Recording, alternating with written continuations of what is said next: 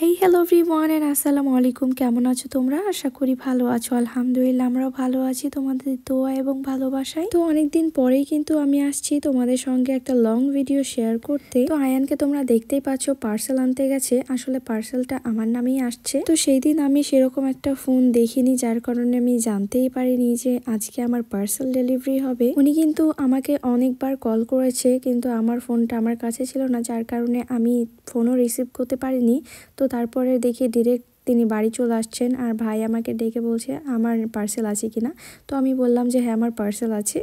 তো আমি নিচে যাইনি, আয়ানকে দিয়েই পাঠিয়েছিলাম টাকা। এমনকি আমি এটাও ভুলে গেছিলাম যে আমার কত টাকার পার্সেল আসছে। তো আমি বেশি টাকা দিয়ে ফেলেছিলাম, যার কারণে আয়ান আবার আমাকে এসে ফেরত দিয়ে দেয়। পার্সেল যারই হোক না কেন, আয়ান কিন্তু পার্সেল ওপেনিং করতে খুবই ভালোবাসে। কিছুদিন আগেও কিন্তু আমার একটা পার্সেল আসছিল, সেটাও খোলার জন্য আয়ান অনেক এক্সাইটেড ছিল, কিন্তু হঠাৎই তার মুড অফ হয়ে যায়, যার কারণে সে আমাকে পার্সেলটা ওপেনিং করে দেয়নি, আমি নিজেই করেছিলাম। আর এখন তোমরা তো দেখতেই পেলে সে কিভাবে টেনে হিচড়ে পার্সেল ওপেনিং করছে। তো এই যে ফাইনালি সে আমার পার্সেল ওপেন করে দিয়েছে। তো পার্সেল ওপেন করে তার আবার অনেকক্ষণ বুঝতে সময় লাগলো যে আসলে কোন দিক দিয়ে খোলা যাবে। তো পার্সেলটা ছিল আমার একটা ওড়নার। এই যে এখন দেখো আয়ান কিভাবে দুষ্টামি করছে আমার ওড়না নিয়ে। তো আমি কিন্তু এখানে পুরো রেডি হয়ে গেছিলাম আর মিস করছিলাম শুধু ওড়নাটাকেই। আমি জানতামই না যে আজকে এটা ডেলিভারি হবে। আসলে ডেটটা ছিল ডেলিভারির 7 তারিখ, চলে আসছে কিন্তু 4 তারিখে। প্রথমেই যখন আমি শুনতে পেলাম যে আমার একটা পার্সেল আসছে, তখন তো আমি পুরো শিওর হয়ে গেছি যে আমার ওড়নাটাই চলে আসছে। আর তখন আমি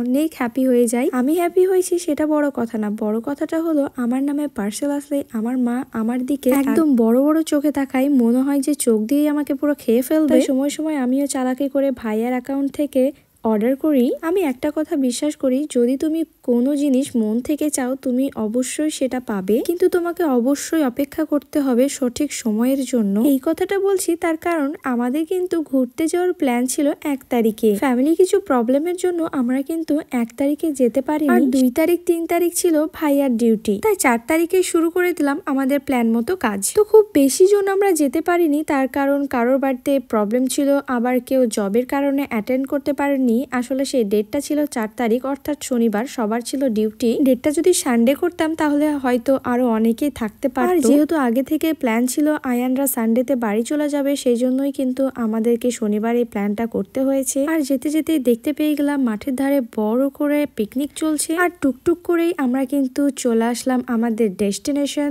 আর এই যে আমি তো তোমাদেরকে বলতে ভুলেই গেছি আসলে আমরা যাচ্ছি কোথায়। যারা যারা আমার আগের রিলসটা দেখেছো তারা নিশ্চয়ই বুঝতে পারছো আমরা সেই দিন আসলে গিয়েছিলাম কোথায়। একদমই তাই, আমরা কিন্তু সেই দিন সবাই মিলে গিয়েছিলাম মতিঝিল পার্কে। এই বছর যেহেতু খুব বড়ভাবে একটা পিকনিক করিনি, সেই জন্য আমরা সবাই মিলে বললাম যে এই বছর আর করতে হবে না, চলো কোথাও একটা আড্ডা দিয়ে আসি। আর নিউ মতিঝিল পার্ক আমাদের বাড়ি থেকে যেহেতু 20 মিনিটের রাস্তা, তাই আমরা ওখানটাকেই বেস্ট জায়গা হিসেবে ধরি। তাই তো পোলাপান লইয়া চলে গেছিলাম নিউ মতিঝিলে। ঘড়ি ধরে 20 মিনিটে আমরা কিন্তু চলে আসছি নিউ মতিঝিলের পার্কিং এ। আর সেখানে দিয়া দিছি বাইক দুটারে, যেই জাহাজগুলাতে আমরা আসছি আর কি। তারপরে আমরা কিন্তু সবাই মিলে চলে যাচ্ছিলাম মেন গেটের কাছে। তারপরে হঠাৎই সবার মনে পড়ে যায় আমাদের তো খাবার কেনাই হয়নি, সেই জন্য ভাই আর নাইম চলে যায় খাবার কিনতে। আরেকদিকে আমি আর আয়ান চলে যাই টিকিট কাটতে। কিছুদিন আগে আমি, ভাই আর আব্বু যখন আসছিলাম তখনও টিকিটের দাম ছিল মাত্র 30 টাকা, আর এখনো সে একই দাম মাত্র 30 টাকা। 5 বছরের ঊর্ধ্বে যারা আছে তাদেরও কিন্তু লাগবে 30 টাকা। কিন্তু আয়ানের বয়স 7 বছর, তারপরেও আমরা তার টিকিট কাটিনি, কারণ তাকে দেখে বোঝাই যায় না যে তার বয়স 6-7 বছরের। তাই তাকে বাদে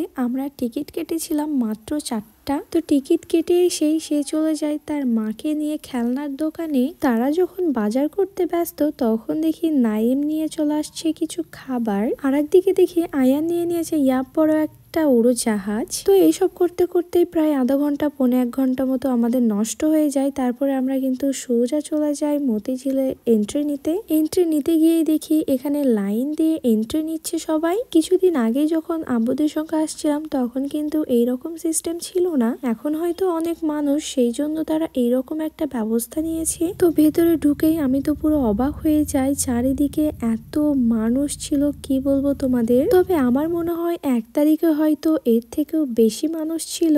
তো আমাদের উদ্দেশ্যটাই যেহেতু ছিল একটু আড্ডা দেওয়া, সেই জন্য আমরা আর বেশি ভেতরে যাইনি, একদম গেটের কাছেই বসেছিলাম। গেটের কাছে বলতে বাচ্চারা যেখানে খেলা করে ঠিক সেইখানটাই, মানে তার সামনের জায়গাটাই আর কি। তো তোমরা যারা যারা মতিঝিলে আসছো তারা তো নিশ্চয়ই বুঝতে পারছো যে আমরা আসলে কোন জায়গাটায় বসে আড্ডা দিচ্ছিলাম। তো ভিডিও আর বেশি বড় করছি না, দেখা হচ্ছে পরের কোনো নতুন ব্লগে। আল্লাহ হাফিজ।